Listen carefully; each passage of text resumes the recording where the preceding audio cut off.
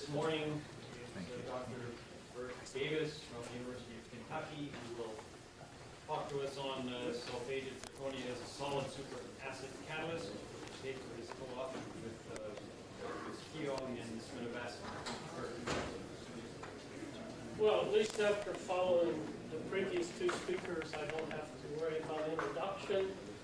I did want to point out that the advance that these catalysts are making, if we go back 70 years, we're operating at 500 degrees centigrade or greater. We've now improved to where we're operating room temperature to 150 with real catalysts, and even lower if you look at some of the reactions that are catalyzed with magic acid. One of the things which I think needs to be emphasized is the activation and the dependence on temperature. This is one batch. If you prepare another batch of catalyst at a different time, presumably the same way, where you get the optimum activity may not be completely reproducible. So to have one activation with different batches of catalyst may lead to some of the controversy. Under higher pressure conditions, we see the same thing with the iron manganese catalyst that Bruce sees. You have an induction period. In this case, it's a matter of hours, and then a decline. We see the same thing if we look at the one, and let's just look at the top one. This is increasing time of activation as you come down the conversion level until you get to what we use as standard 2 hours. And so we looked at the activation somewhat more detailed. What is shown is activating for 2 hours. This would be the conversion that we would attain. If we take the same catalyst, but now we activate at 500 degrees, quite a bit lower temperature, the high temperature activation, we will lose sulfur so that the catalyst will have roughly 1 week for some sulfur after it's activated for 2 hours. If we carry out the activation at 500, we retain essentially all of the sulfur we started with. The activity increases slowly so that after 70 hours or so, we are approaching the activity that we got at the higher activation temperature. What is happening during this time, one of the things is that we are getting crystallization of the catalyst. This is XRD starting at time 0, and then as we heat it for a longer period of time, it crystallizes to the tetragonal form. At the same time, it is losing surface area. Now, in order to try to follow what was happening during the activation, we have followed the oxygen and XPS. In order to look at oxygen, we put the sample in a gold holder so that we're not oxidizing the holder. This prevents us from looking at platinum. We try to look at sulfur. The zirconium interference and the weak signal from the sulfur prevented us, in this case, from looking at sulfur. And so what we're looking at is the oxygen XPS signal. If we look at the sample when we start, there is charging. We're not charge correcting here, so that I'm just reporting the observed binding energy. But the oxygen signal is very symmetrical. As we activate and as we increase the activity, the shape of this peak becomes asymmetrical, and we get it so that we can resolve it into 2 peaks. Now, we made a standard which is sodium sulfate, zirconium oxide mixture, different amounts of sulfate, made a calibration curve, and then actually measured the sample as we heated for longer times We're doing this without exposing it to the atmosphere. We are able to treat it and then move the sample into the XPS instrument. If we, and I failed to include a figure that showed the actual data, this is a schematic. It becomes asymmetrical. It can be resolved into two peaks. This one is the one that we start with originally. As we heat the sample for longer time, we get a peak that is shifted to higher binding energy. The signal intensity increases with time, and so that we see sulfate peak as we continue heating. We have done this for a sample that's prepared two ways. This one is one where we're just looking at a sample that we had to sulfate as sulfuric acid.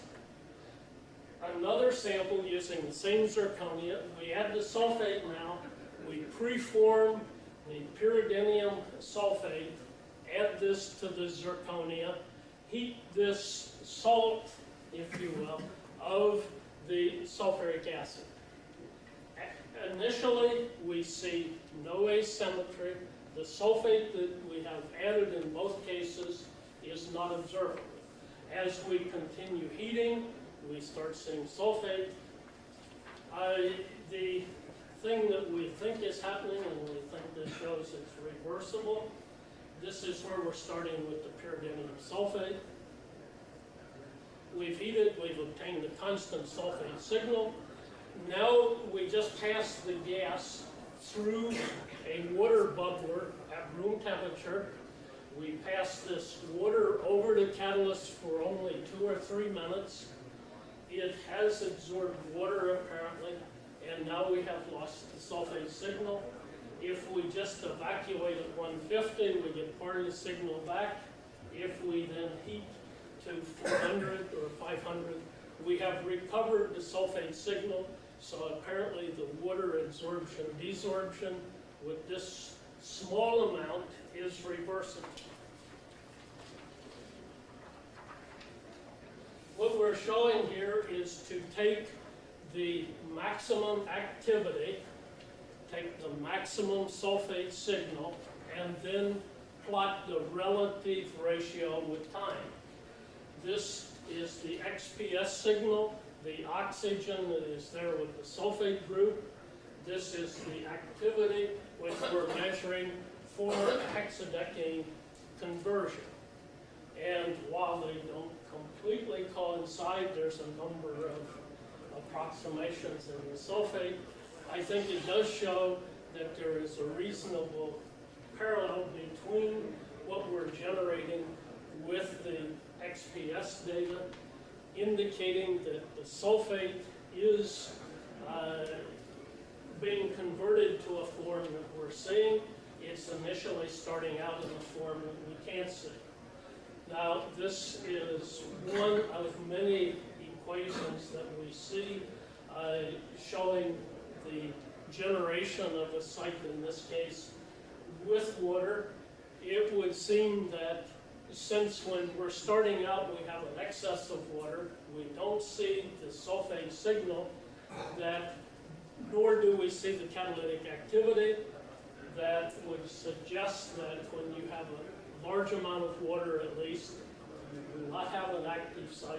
As you are dehydrating, you are converting the multi chemical shift species to where the sulfate group at least is becoming uniform as far as chemical binding energy on the surface.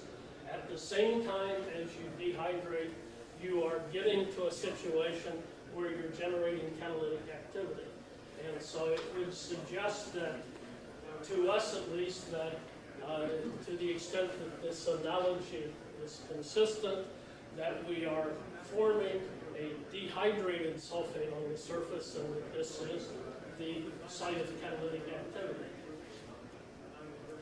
Now, to switch direction slightly, to look at activity versus carbon number. And this is conversion after 15 minutes in a batch reactor as we vary carbon number with platinum sulfated zirconia. I'm going to show you first the platinum as the metal, and then the same sulfated zirconia, but in this instance we have the iron manganese promoter. The activity increases, as you would see if you were to look at standard hydrocracking, where people would utilize platinum acid zeolite catalyst. The conversion would increase with carbon number. If, on the other hand, we look at iron manganese, and we get a similar curve if we do it just with iron without manganese, the curve is a mirror image of the previous one with the same sulfated zirconia, presumably the same acid source. We're getting mirror image curves, and so the platinum or the iron manganese is not just the spectator apparently in these cases, and that the activity curve for the two promoters, and we have repeated these with 4 or 5 measurements so that they're not single point measurements. This is a co-precipitated catalyst. If we prepare it just by impregnation, we get a similar curve, except that now apparently more of the iron manganese is on the surface. The activity is even higher for this. Now, it's very difficult for us at least to understand how this could be a typical bifunctional operation where you would form the olefin. You could argue that it would have to be an awful active catalyst at 150 degrees to generate enough olefin. Presumably then chain reaction would be more appealing. As Bruce pointed out, when you do the cracking and as you increase carbon number, cracking becomes competitive with isomerization. You would form olefin. The olefin could be hydrogenated by platinum, so that all that we need to do is to generate the carbenium ion by some mechanism, either the acid or the Bronsted or the Lewis acid, and that's beyond. If we accept the sulfate, I think we would argue it is more reasonable to be the Lewis acid, but I don't want to reach that conclusion. If we look at relative cracking of C16 versus isomerization, at the lower conversions they are about equal, about 50% there's a crossover. If we look at traditional hydrocracking, when you have platinum as the hydrogenation function, and this is much higher temperature, now we're talking 300, 350 centigrade instead of 150. The less active hydrogenation, so that you might think of this as being equivalent to our platinum sulfate. This would be the iron sulfated zirconia case. If we look at the sulfated zirconia, the carbon number distribution is much higher for the crack products than it is for the typical hydrocracking catalyst. At low conversions, it is approximately what you would expect if you just cracked the C16. You get roughly equivalent C7, C9, C6, C10. You do get asymmetry as you go to the lower carbon number. The C4, the C5 is lower than the counterpart that you would expect. We see this consistent, that when we look at the longer chain fragment, the short chain is missing. So that apparently the short chain part of the fragment that is formed does something on the surface other than just come off as an olefin or an alkane. As you go to higher conversion, then you get the expected shift in that you get the predominance of the lower carbon half. One thing which we cannot explain and don't know, if you have the fragmentation, you should form a normal olefin, or a branched olefin. The other part should be normal. We consistently get high iso to normal ratio, much higher than what we would expect. And not only do we get that, but it increases with carbon number. How this compares to the acid, which is a zeolite, is indicated here. This is ZSM5, the iso to normal ratio, and it's much higher for the platinum sulfated zirconia than it is for the ZSM5. Another puzzle is the comparison of 2-methyl to 3-methyl product that we're forming. If we form this just from the carbenium ion with the cyclopropyl cation, it's very easy to explain getting the 2-methyl isomer.